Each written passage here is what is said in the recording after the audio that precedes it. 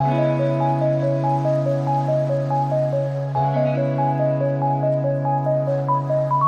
à tous sur ce nouvel épisode de Psychologie de comptoir d'Alain Scolari.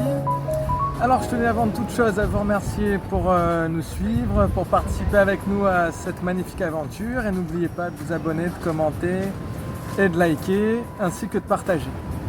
Alors voilà, comme d'habitude, dans la continuité des épisodes précédents, on cherche à savoir les moyens pour aller bien, pour être le maximum heureux dans notre quotidien et qu'est-ce qu'on peut mettre en place pour aller de mieux en mieux.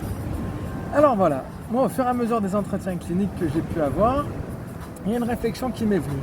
Parce qu'il y a beaucoup de personnes qui me disaient qu'ils n'arrivaient pas à profiter de l'instant présent, qu'ils n'arrivaient pas à se plonger vraiment dans ce qu'ils faisaient, qu'ils avaient toujours un peu une partie de la tête quelque part, et puis surtout qu'ils avaient l'impression que le bonheur c'était pas forcément fait pour eux, qu'il y avait toujours une forme de culpabilité, une forme de karma.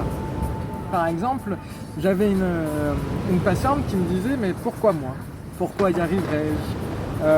Qu'elle avait l'impression que si elle était trop heureuse, il y avait quelque chose qui allait lui tomber sur la tête, qu'elle disait mais pourquoi moi aurais-je le droit d'être tout le temps heureuse? Pourquoi moi j'aurais le droit de pouvoir avoir la vie que je veux? Et en fait moi je me suis aperçu en les écoutant que je l'avais aussi, que j'avais cette impression de est-ce que j'ai fait assez de choses pour être heureux?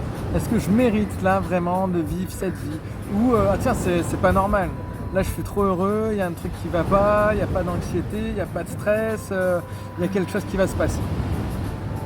Mais je ne faisais pas trop attention. C'est en fait en discutant avec les personnes, en les écoutant, que je me suis aperçu que je l'avais. Peut-être que vous aussi, vous avez un peu cette petite névrose, ce petit truc qui fait qu'on se sent un peu coupable de tout, qu'on a un peu honte d'avoir une belle vie, etc. En fait, ce que je me suis dit, c'était comme s'il y avait quelque chose en nous qui nous empêchait de vivre pleinement, comme s'il y avait quelque chose qui nous empêchait d'être totalement 100% heureux ou heureuse ou 100% dans le présent, dans ce que l'on faisait. Et donc du coup je me suis demandé mais comment faire? Comment faire pour pas avoir cette culpabilité? Comment faire pour pas être gêné? Comment faire pour pas avoir cette impression de karma, un peu de superstition un peu bizarre? Et puis finalement, comment sortir de notre tête? Comment être vraiment dans ce que l'on fait? Comment vraiment profiter d'un paysage, profiter d'un instant?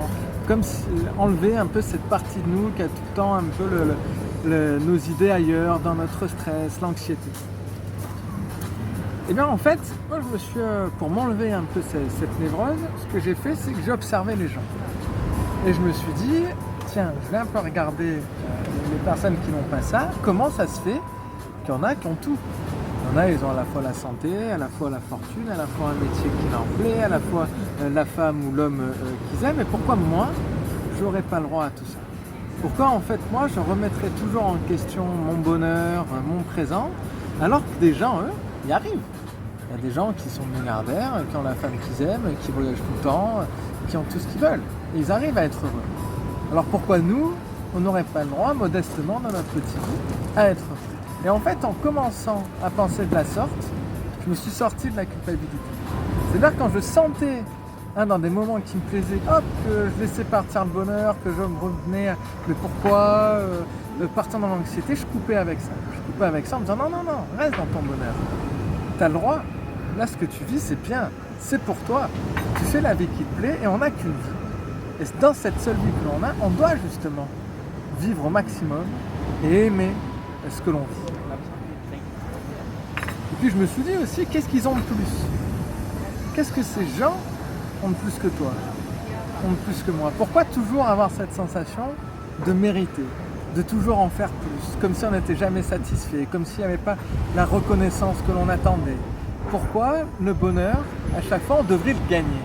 Pourquoi finalement, on pourrait simplement se dire, mais je suis là pour être heureux ou être heureuse? Parce que qui peut se permettre de juger? Nous, quand on se dit, mais qu'est-ce qu'il a de plus que nous? Qu'est-ce qu'elle a de plus que nous? Ben rien. Justement, elle est comme toi, elle est comme moi, il est comme toi, il est comme moi. Voilà, aujourd'hui, je voulais juste vous partager un peu ma manière de répondre à cette petite névrose que je me coltinais tout le long de mon quotidien pendant longtemps. Je ne sais pas si vous aussi vous l'avez ou vous l'aviez. Est-ce que vous avez d'autres manières pour sortir un peu de sa tête, de la culpabilité et de cette sensation de devoir mériter pour être heureux et de sortir aussi un peu de ce karma et finalement, voilà, donnez-moi votre avis, donnez-moi un peu vos astuces. Je suis heureux de pouvoir lire vos commentaires. N'oubliez pas de partager, de liker. Je pense fort à vous et bonne route et à bientôt.